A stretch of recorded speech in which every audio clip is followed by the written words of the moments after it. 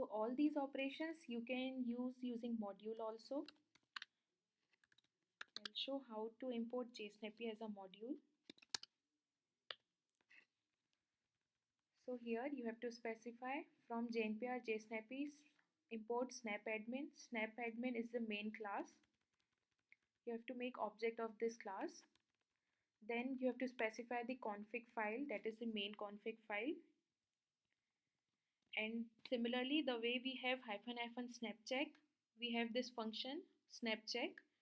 So here you have to first write the config file and the file name. And when you run, it will give all these details. It will give you details about device name, the result, number of tests passed, number of tests failed. And if you want more specific details, then you can give test underscore results.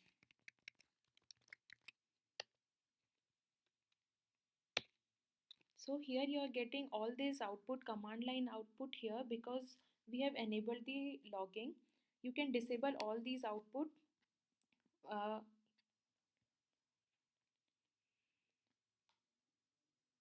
You can disable all these output from logging.yaml file. This is the output that is coming from module. So here it's showing test performed on which device, overall result, number of tests passed, number of tests failed, and the expected node value was up and the test failed was 0, so hence it's empty. Test passed, here the actual node value is up, here the ID is MTUN, that is the name of the interface. Post admin status is up, pre-admin status, and all these details. Now if you want to disable this output that is coming from command line, you have to remove it from handler. So if I remove console from handler, all these output will not come.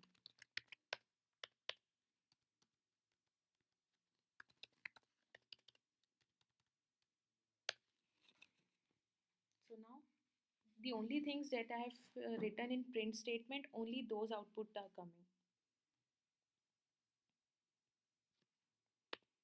Similarly for check option,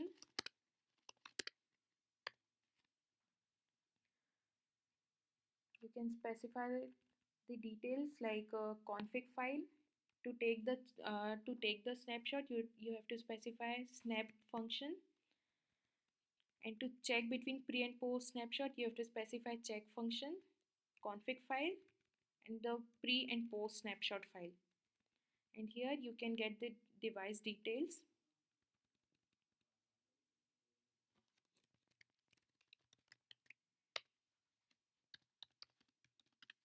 Python module check.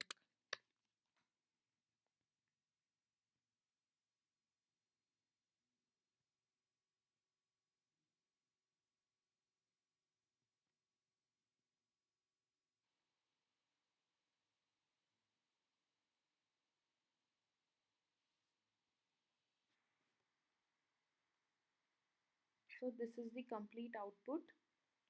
So overall test performed is 1. So overall test passed, test performed is 1, that is passed, 0 test failed. And inside that test, total 19 cases are passed and 0 failed.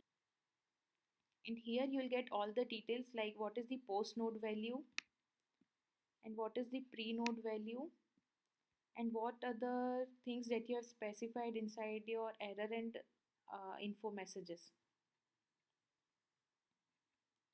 So this is the complete list, and overall result is true, that is passed. The operation that I was performing was no diff, and I was checking at XPath physical interface.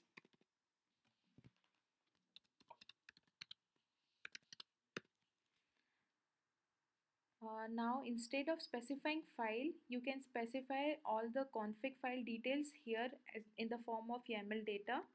You can specify all these details here and everything remains same. You just have to include this config data in place of config file.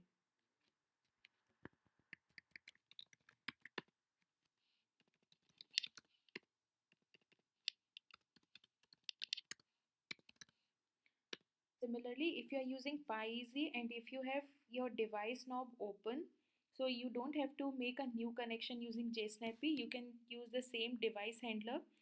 So, so apart from config file and the file name, you have to specify your device handler. So here you have to specify dev equals to whatever name you have given.